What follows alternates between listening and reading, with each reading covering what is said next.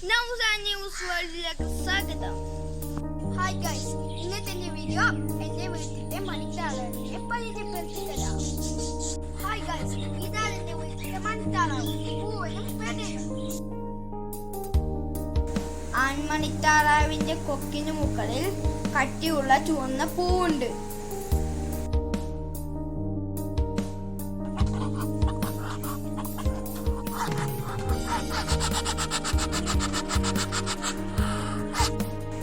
ഇതാണ് പെൺമണിത്താറാവ്. വെള്ളത്തിൽ കാണുന്ന ചെടികൾ, കുളവായ ഇതൊക്കെയാണ് താറാവിന് കൊടുക്കാറ്.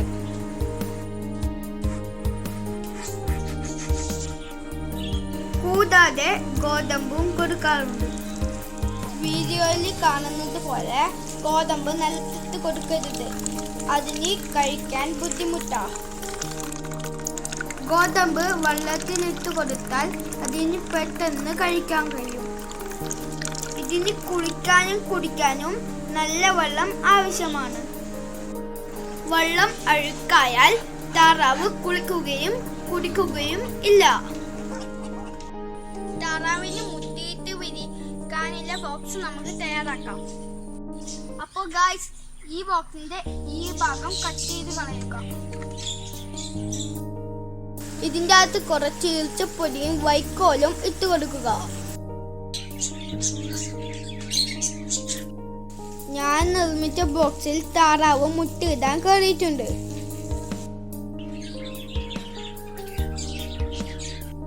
ഹായ് ഗൈസ്, എന്റെ താറാവ് മുട്ടയിട്ടിട്ടുണ്ട്. ഇനി നമുക്ക് 14 ദിവസം കഴിഞ്ഞിട്ട് വന്ന് നോക്കാം. അപ്പൊ ഗൈസ്, 14 ദിവസത്തിന് ശേഷം നമ്മളെ താറാവ് എത്ര മുട്ടയിട്ടിട്ടുണ്ട് നോക്കാം.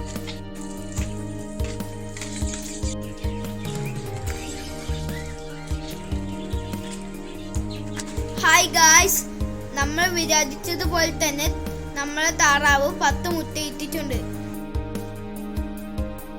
10 മുതൽ 15 മുട്ട വരെ ഇത് ഇടാറുണ്ട്. ഇനി പെൺതാറാവ് മുട്ടക്ക് അടയിരുന്ന് തുടങ്ങും. അപ്പോൾ ഗായ്സ്, നമ്മൾ വിചാരിച്ചതുപോലെ തന്നെ നമ്മളെ താറാവ് മുട്ടയിട്ടിട്ട് അടയിരിക്കാൻ തുടങ്ങി. മുട്ട വിരിഞ്ഞ ശേഷം നമുക്ക് വീണ്ടും കാണാം. എന്റെ വീഡിയോ ഇഷ്ടമായെങ്കിൽ ലൈക്ക് ചെയ്യുക, ഷെയർ ചെയ്യുക, സബ്സ്ക്രൈബ് ചെയ്യുക, കൂടാതെ ബെല്ലൈക്കൺ പ്രസ് ചെയ്യുക. അപ്പോൾ ഗായ്സ്, നല്ല മഴയാണ്. നമുക്ക് അടുത്ത വീഡിയോയുമായി വീണ്ടും കാണാം. Bye bye.